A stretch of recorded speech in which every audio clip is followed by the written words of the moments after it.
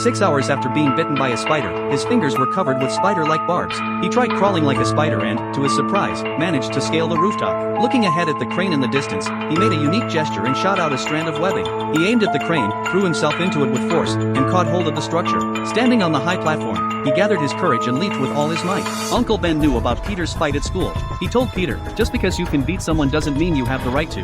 No matter who you become in the future, never lose your way. Uncle Ben also told him, with great power comes great responsibility. But Peter didn't take those words to heart. Instead, he just got in the car and headed home. After a long night, Peter finally finished designing the first version of his spider suit. He picked up the newspaper and saw an ad for a 1982 used Santana car. But with no money, his attention quickly shifted to another ad, this one for an underground boxing match. It promised $3,000 to anyone who could last 3 minutes against a massive opponent. The audience looked at Peter's scrawny frame and immediately started throwing trash at him, clearly not believing in his chances. As the steel cage descended, the match began. The massive fighter took his time, clearly enjoying the 3-minute challenge. But Peter's first move missed completely, enraging the opponent. The big guy grabbed a chair and smashed it over Peter's head. But Peter wasn't going to back down. He kicked the giant multiple times, eventually sending him flying into the steel door. The giant collapsed, knocked out cold. The crowd erupted in cheers, and Peter was declared the winner. However, when he went to the office to collect his winnings, the shady promoter pulled out a single bill from the $3,000 and claimed that the fight only lasted 1 minute.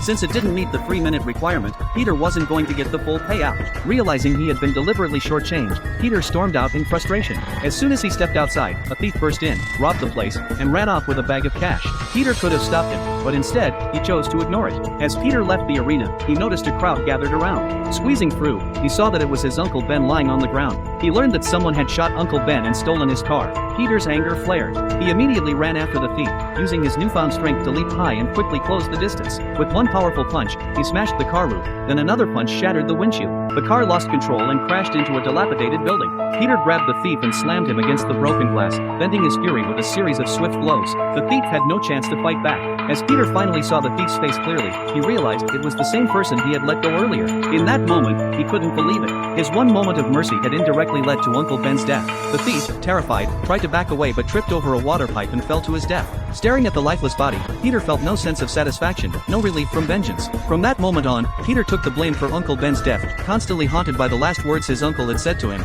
with great power comes great responsibility. Aunt May told him that Uncle Ben would never want him to be like this. He would want Peter to become someone who could make a difference. With renewed resolve, Peter picked up the suit once more and became a true agent of justice.